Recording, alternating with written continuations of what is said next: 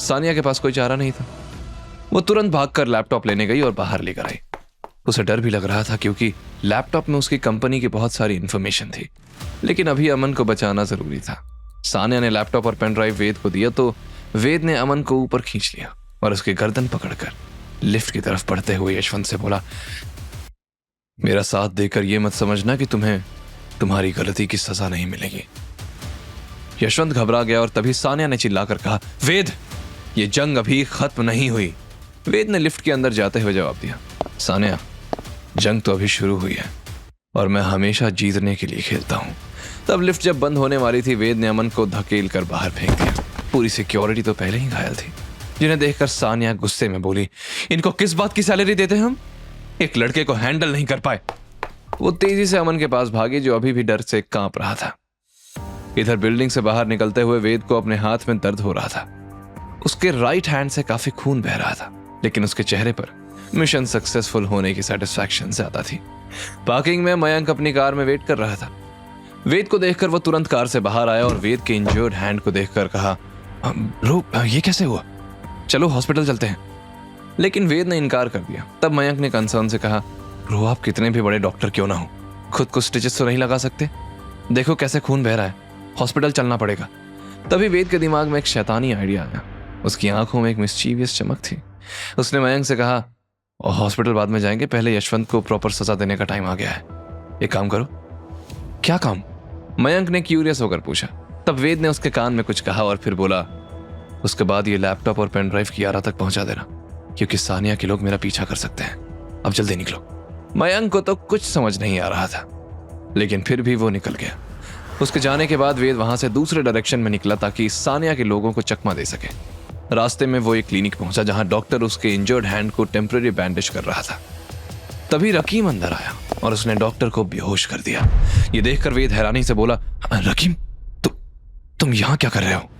रकीम excited होकर बोला, मुझे उस मिस्टीरियस फोटो की असली लोकेशन का पता चल गया है। वेद ने तुरंत पूछा, कहां है फोटो? वो उसी फैक्ट्री के नीचे अंडरग्राउंड लैब में है जिसका एड्रेस मैंने तुम्हें दिया था। लेकिन वेद, ये काम मैं अकेले नहीं कर सकता। आई नीड योर हेल्प, क्योंकि वो फैक्ट्री एक्चुअली एक सीक्रेट लैब है। वहां कोई है जो उस फोटो को डिकोड करने की कोशिश कर रहा है।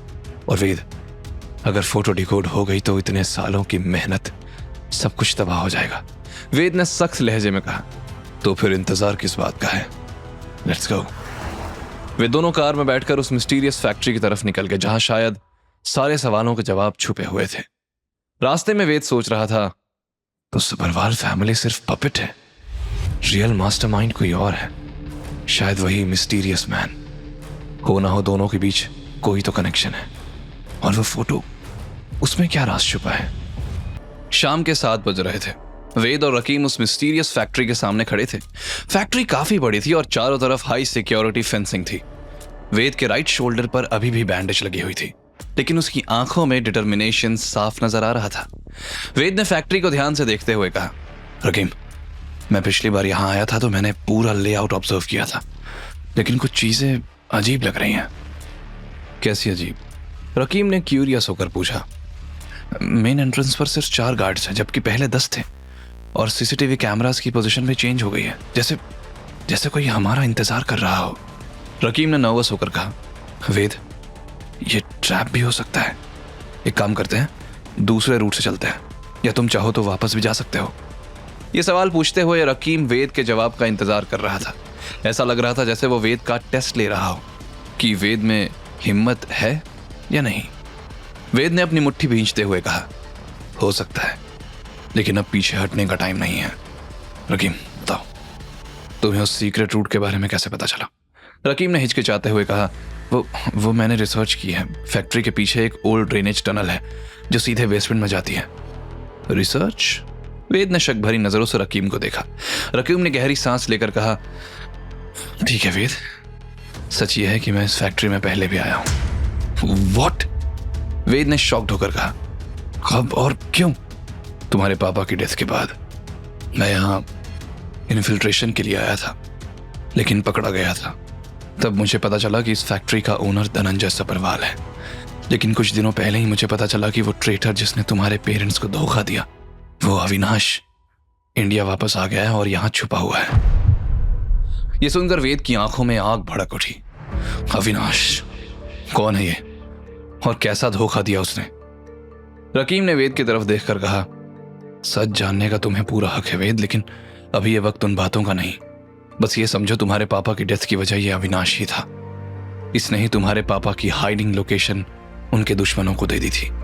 वेद की मुट्ठी इतनी जोर से भींची कि उसके हाथ सफेद पड़ गए। That son of... आज रात उसकी आखिरी रात होगी। दूसरी तरफ मयंक ने आरके इंडस्ट्रीज की बिल्डिंग के सामने अपनी कार रोकी और उसके हाथ में लैपटॉप और पेन ड्राइव का बैग था।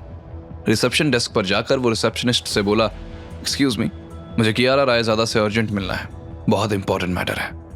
रिसेप्शनिस्ट ने डाउट से कहा, सर आपके पास अपॉइंटमेंट है?